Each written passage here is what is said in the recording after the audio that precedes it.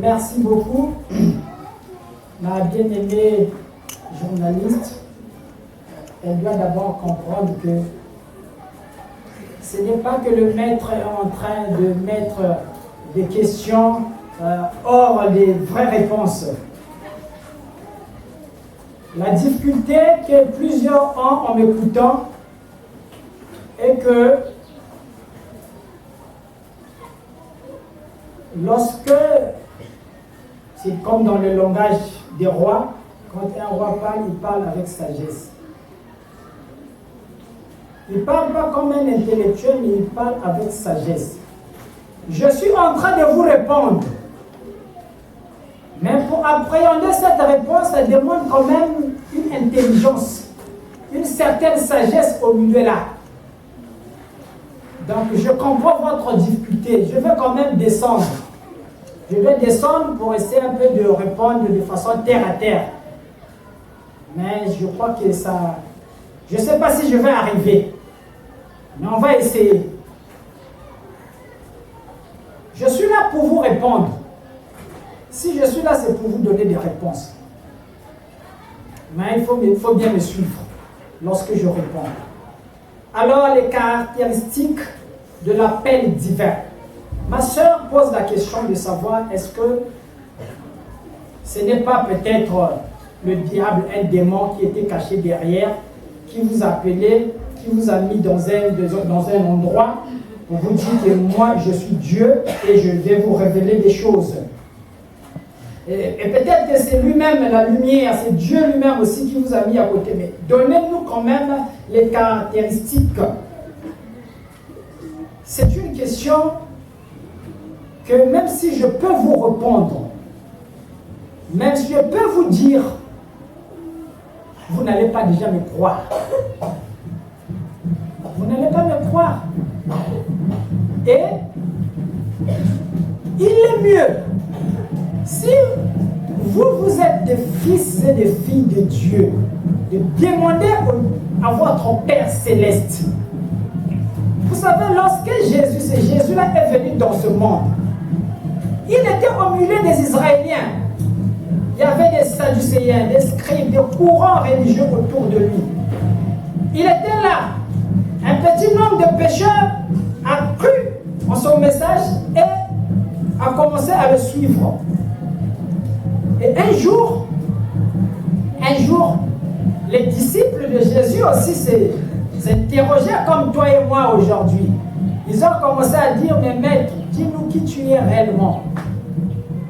Ils ont commencé à s'interroger, pourtant ce sont les disciples de Jésus. Et je parie que si toi aussi tu étais là à cette époque de Jésus, tu lui poserais la même question. Jésus, dis-moi qui tu es. Alors, Jésus n'avait pas de réponse. Sur ce genre de questions qui concernent son identité spirituelle, il n'y a pas de réponse. Jésus n'a pas de réponse. Et jusqu'à ce que les apôtres ont commencé à chercher. D'autres disent que peut-être que Dieu est le Messie, d'autres disent peut-être que Dieu est l'un des prophètes qui est revenu à la vie parce qu'il croyait déjà à la réincarnation de cette époque-là. Jusqu'à ce que Pierre vienne dire que pour moi, vous êtes le Messie, le Fils de Dieu qui devait venir tomber là. Jésus se retourne et regarde Pierre. Parce que là, Jésus voit que Pierre a touché la vérité. Pierre a touché la vérité. Il dit, heureux toi Pierre, parce que ce n'est pas la chair et le sang qui t'ont révélé cette identité. Donc la véritable identité d'un homme de Dieu, ce n'est pas la chair et le sang qui peuvent vous révéler ça. Donc ma chair et mon sang ne pourraient jamais vous révéler mon identité. Je ne vous dirai jamais que je suis le grand maître Endel. Moi, je suis le prophète Endel. Je ne vous le dirai jamais. Si c'est par là que vous voyez que je suis en train d'esquiver les questions, vraiment, je continue d'esquiver pour vous dire que ça, moi, je ne vous le dirai pas. Si vous êtes fille de Dieu, demandez à Dieu. Et votre Dieu vous le révélera. Ça, c'est très simple, je pense. Si ben qui va pas n'enzam, ben demandez n'enzam. Si ben le même vous demandez n'enzam, donc ben qui va pas n'enzam. Donc ben Satan était libéré. Parce que vous ne savez même pas d'où est-ce que vous venez. Mais vous êtes en face de quelqu'un qui sait d'où il vient. Qui va lever le doigt ici, là, de tout ce qui allait me poser des questions, que ce soit pour dire quelqu'un. Nan. Nan, ça vous dit quelqu'un. Ben, ça vous voit. Nan. Donc, vous devez pas les âmes. Si madame va les âmes, vous devez quelqu'un les âmes. Bien qu'il y ait ça, les âmes, bien qu'il y ait les âmes. Donc, recevez les prophètes que Dieu vous envoie, recevez les maîtres que Dieu vous envoie. Ils viennent pour votre cause, c'est pour vous éclairer, c'est pour vous montrer en fait le chemin. Parce que pour aller vers Dieu, le chemin est étroit. C'est difficile de trouver le chemin. Et donc Dieu se décide de vous envoyer des esprits éclairés. C'est pour votre cause que je suis là pendant toutes ces années. Ce n'est pas pour ma propre cause. Si je suis là, c'est pour la cause premièrement de vous les Congolais. Si ce n'est que pour moi-même, je ne peux pas rester là où je suis. Je ne peux pas vivre dans les conditions que je suis en train de vivre. Je ne peux pas rester ici en Afrique. Il faut vous le dire. Vous devez le savoir. Et c'est comme ça. Je ne peux pas vivre ici. Dans un quartier comme vous, je ne peux pas vivre ici. Alors, si je suis là, c'est pour vous que je suis là. Et donc, c'est à vous de chercher les caractéristiques. Poser des questions à mon entourage. Mes parents, j'ai encore la chance d'avoir mes 2 parents en vie. Dieu les a gardés en vie jusqu'à aujourd'hui pour témoigner de leur fils, d'ailleurs. Et donc, étant que les journalistes, vous pouvez vous rapprocher des parents, prendre des informations. Les frères, j'ai tous mes frères encore en vie, toutes mes soeurs sont encore en vie. Vous pouvez vous rapprocher et prendre les informations me concernant. Nous allons avancer à la deuxième question. La deuxième question dit ceci. De nos jours, les gens connaissent les 3 mages qui ont rendu visite à l'enfant Jésus. Il s'agit notamment de Melchior, de Balthazar et de Gaspard. Mais vous, quels sont ces mages qui vous ont visité et vous ont couronnés au roi? Ok, merci beaucoup. Cette question est même très simple. Il y a des images qui existent. Vous pouvez même la préparer des vidéos. Comme ça, vous pouvez les donner ça en partant. Maintenant, nous avons aussi les adresses WhatsApp, Facebook. Nous avons une chaîne YouTube. Les images sont là-bas. Et donc, le secrétariat pourra vous aider. Vous allez les découvrir. La sentinelle du royaume qui est comptée sur, je crois, la poche qu'on venait de vous remettre.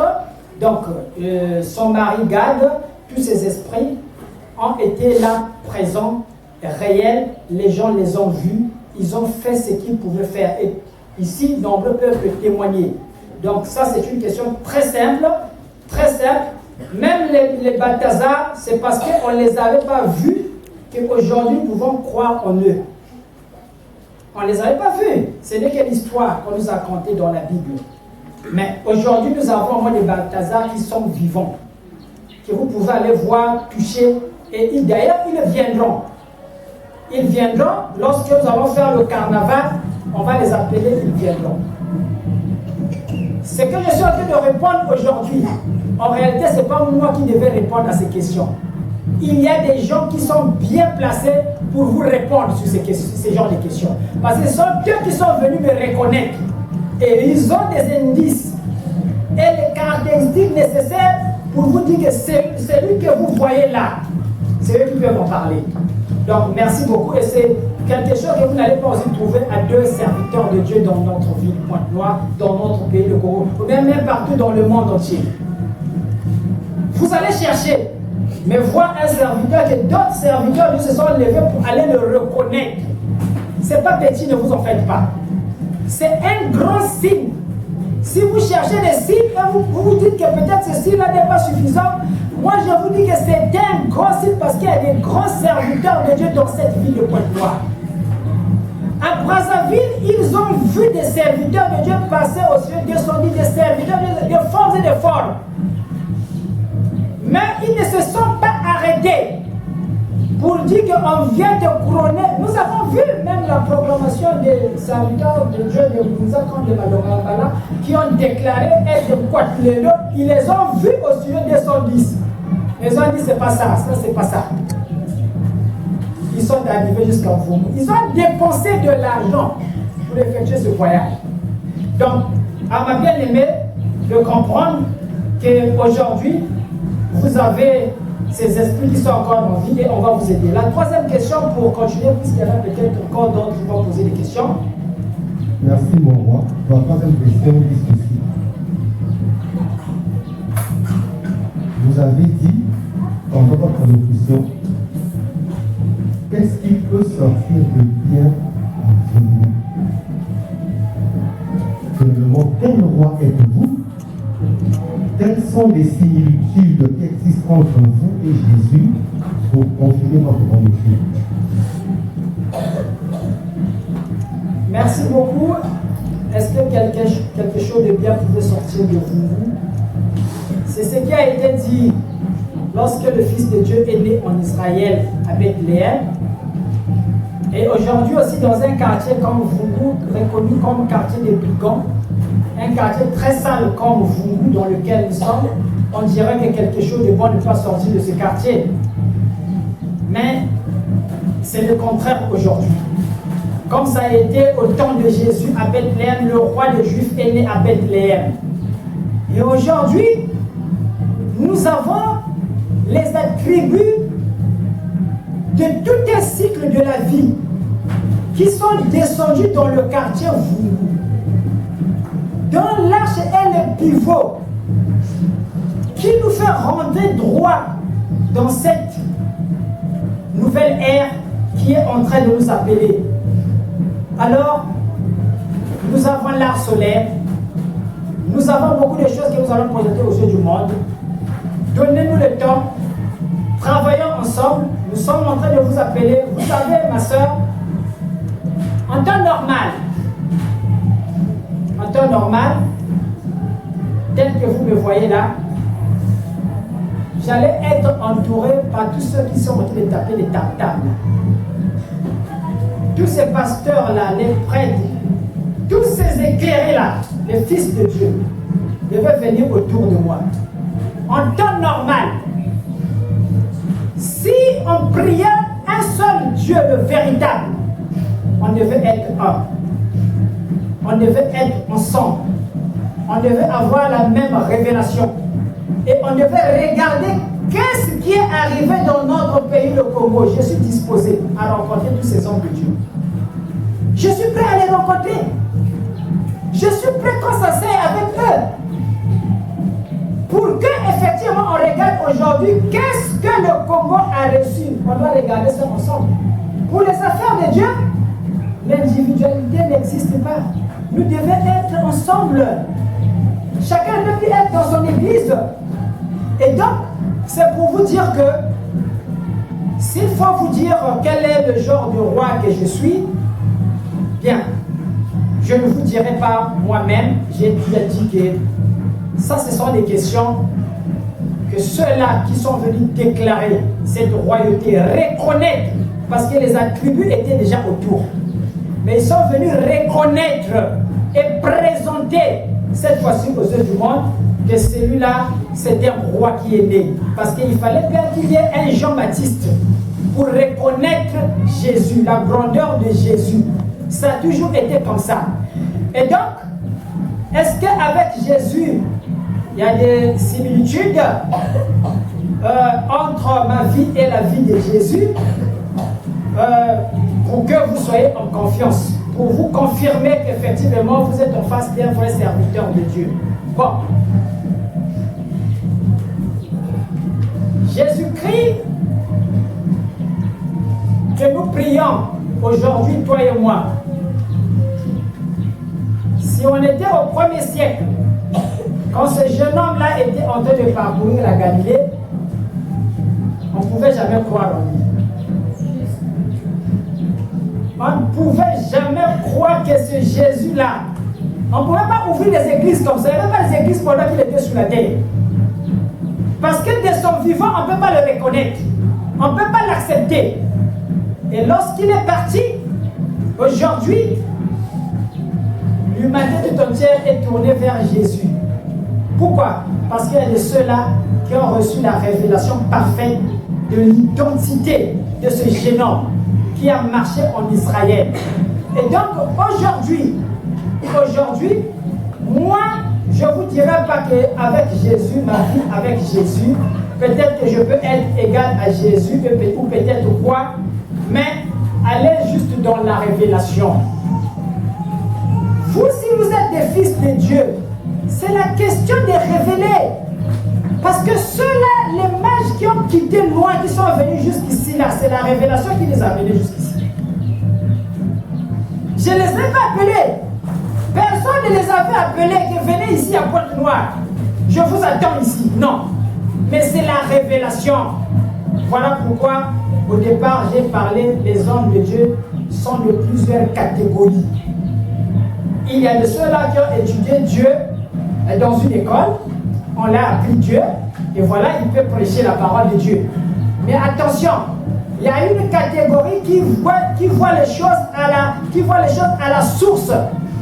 Ils n'ont pas besoin qu'on lui explique Dieu. Dans son esprit, l'esprit de Dieu, on le visite, le parle, l'instruit. Et donc celui qui est en face de vous a reçu les instructions directement de l'esprit.